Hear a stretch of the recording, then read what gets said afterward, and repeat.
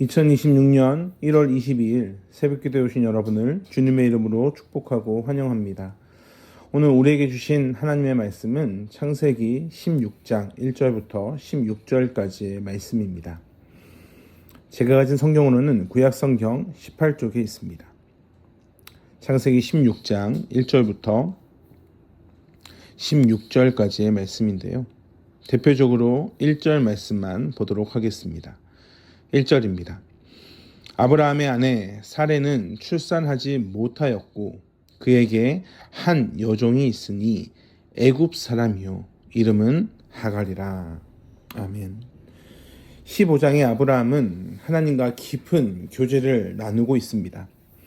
그럼 그러한 깊은 교제 가운데 사레는 어디에서 무엇을 하고 있는가? 그 사레는 아마도 혼자 있었던 것으로 보입니다. 그럼 그렇게 혼자 있는 그 시간에 어떤 일이 발생했는가? 그리고 또한 이것은 우리에게 어떠한 메시지를 주는가 함께 살펴보기를 소망합니다. 사레에게는 사실 어마어마한 걱정이 있었습니다. 분명 하나님이 아들을 주시겠다라고 약속하셨는데 그것이 미뤄지는 것을 보면서 그는 고민합니다. 그러면서 아들을 주시겠다 하신 것이 내가 아닌 다른 여인을 통해서도 주지 않으실까라는 생각을 합니다.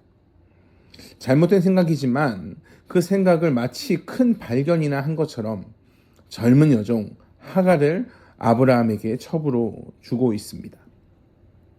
하갈이 아들을 낳으면 그를 내 아들로 삼으면 되지 않나라는 생각입니다. 아담이 잠시 자리를 비웠던 사이에 하와가 그 뱀에게 게임을 당했던 것처럼 사탄에게 유혹을 당했던 것처럼 사레도 지금 유혹을 받고 있습니다. 아담이 하와의 의견을 받아들인 것처럼 여기서도 아브라함도 사레의 의견을 받아들이고 있습니다. 인간의 연약함 그리고 사탄의 강교함을 동시에 보게 됩니다. 2절을 보면 아브라함에게 사레가 여호와께서 내 출산을 허락하지 않았다라고 결론 지으며 말합니다. 그러면서 하갈을 취하라고 합니다. 2절 하반절을 보면 내가 혹 그로 말미암아 자녀를 얻을까 하노라 하매 아브라함이 사레의 말을 들으니라. 내가 혹 그로 말미암아 즉 하갈로 말미암아 자녀를 얻을까라고 지금 사레가 생각합니다. 하갈의 자녀가 어떻게 사레의 자녀입니까?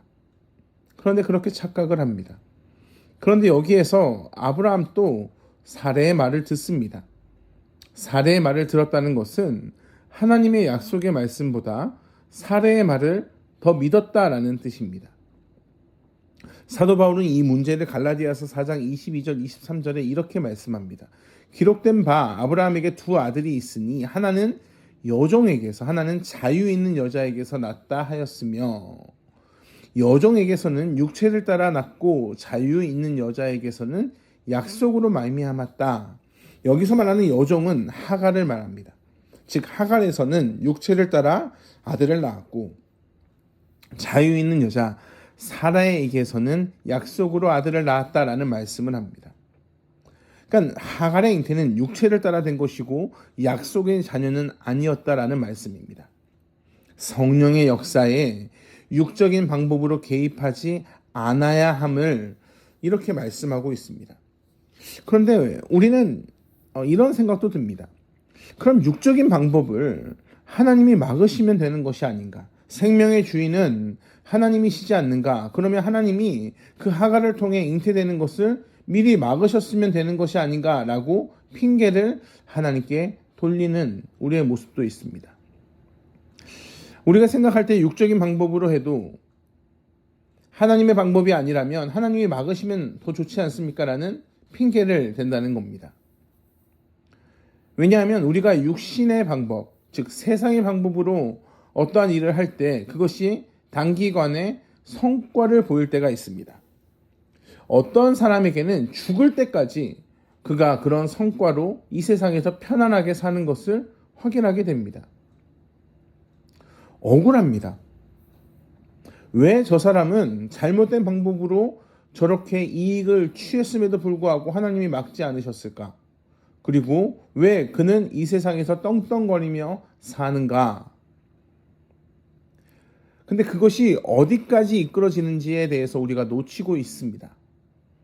그의 잘못은 이 세상에서의 끝남이 그의 잘못의 끝남이 아니라 그가 지금 하나님의 나라에 갔다면, 아니면 그가 지금 하나님의 나라에 들어가지 못했다면으로 시선을 옮기면, 그가 이 세상에서 지었던 그 모든 죄가 얼마나 어리석은 죄며 얼마나 그에게 엄청난 힘듦을 주고 있는가를 우리는 기억해야 합니다. 왜냐하면 오늘 본문의 말씀이 그렇기 때문입니다.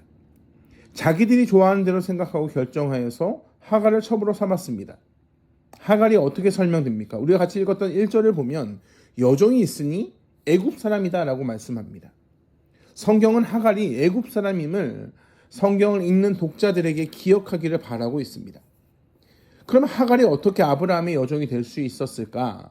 12장을 보면 아브라함이 육신의 소욕에 이끌려 애굽으로 내려가 자기 아내를 누이라고 속입니다. 참 어리석은 방법이지 않습니까? 자기 아내를 누이라고 속이는 한 장면을 기억합니다. 근데 2장 16절을 보면 12장 16절을 보면 그때 바로가 그를 후대하여 양과 소와 노비를 줍니다.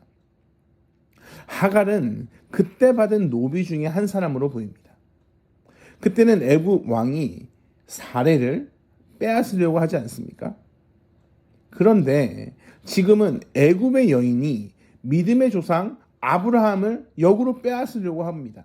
그러니까 인간의 어리석음으로 만국의 여인인 사례를 빼앗길 뻔했었고 12장엔 오늘 본문에는 애굽의 여인이 믿음의 조상 아브라함을 빼앗으려고 하는 그런 어리석음을 연속적으로 바라보게 됩니다. 하갈의 아들 이스마엘은 어떻습니까? 그들의 후손들은 지금의 아랍 족속, 즉 팔레스타인 족속으로 보입니다. 역사적으로 볼 때 언제나 이스라엘 인접에 살아오고 있고 이스라엘을 대적하고 괴롭혀 옵니다. 오늘날에도 여전히 분쟁 가운데 있지 않습니까? 오늘 본문 당시에도 아브라함 가정에서 엄청난 풍파가 일어납니다. 하갈은 노비입니다. 종입니다. 그런데 잉태 후에 그의 태도가 돌변합니다.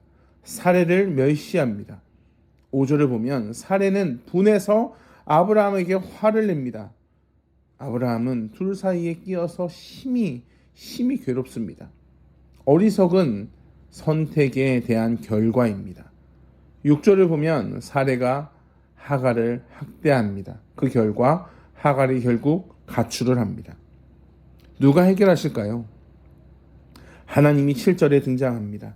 여호와의 사자가 도망가는 하갈을 만나 하갈은 하나님의 그 말씀을 들으며 하나님과 대화를 하며 13장의 여호와의 이름을 나를 살피시는 하나님이라고 고백합니다. 하갈도 그 노비였던 하갈도 하나님이 어떠한 분인지 알고 고백하고 있습니다. 하나님을 만나는 것이 우리에게 은혜입니다. 하나님이 우리를 살피고 계십니다. 우리는 그분의 시간과 때를 기다리는 인내가 필요합니다. 사실 사례의 마음이 이해가 되지 않는가? 아니요, 이해가 됩니다. 육적인 가능성이 전혀 없어지는 상황에서 사례가 하나님의 뜻을 잘못 이해한 것으로 여기고 그러한 선택을 합니다. 그럴 수 있지 않습니까? 하나님의 뜻이 잘못된 것이 아닐까? 내가 오해한 것이 아닐까? 그런데 하나님의 뜻은 오히려 아브라함과 사례의 모든 기능이 죽기를 기다리고 계십니다. 로마서 4장 19절을 보면 그가 백세나 되어 자기 몸이 죽은 것 같고 사라의 태가 죽은 것 같음을 알고도 믿음이 약하여지지 아니하고. 그러니까 하나님은 우리의 기능이 다 죽었지만 하나님은 하십니다. 하나님의 기능이 있습니다. 하나님을 믿습니다. 라는 그 믿음이 우리 가운데 있기를 간절히 원하셨습니다. 복음이 생명이 놀라운 은혜인 것은 우리의 인간적인 가능성이 다 끊어진 후에 주어진 것이기 때문입니다. 사람이 할 수 있는데도 하나님이 대신해 주셨는가? 아닙니다. 복음이란 생명이란 사망의 몸에서 건져내신 은혜입니다. 사망의 몸입니다. 절망의 비명을 지르는 자에게, 아무런 소망이 없는 자에게 주신 그 놀라운 은총입니다. 참 마음이 어렵지만 사실 우리는 오늘 또 사단의 공격에 여지없이 무너질 수밖에 없는 연약한 자입니다. 합리적으로 생각하고 지혜롭게 생각한다라는 것으로 하나님의 인도하심을 신뢰하기보다 나의 노력과 내 눈앞에 있는, 내 손에 잡을 수 있는 것을 의지하는 우리의 연약함이 있습니다. 이것이 참 어렵습니다.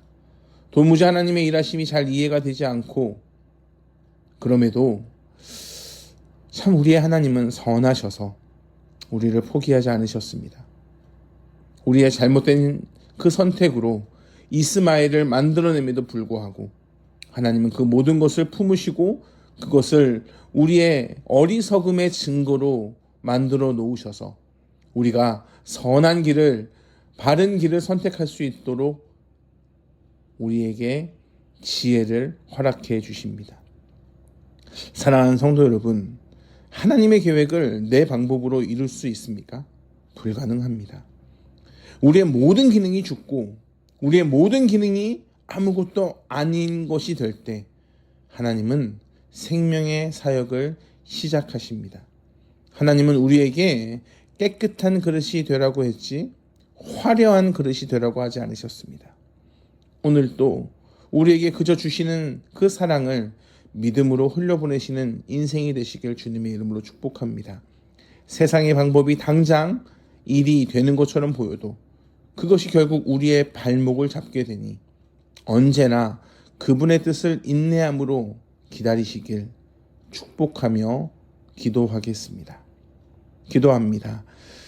사랑이 많으신 예수 그리스도, 우리를 온전히 인도하시는 당신만을 기억합니다.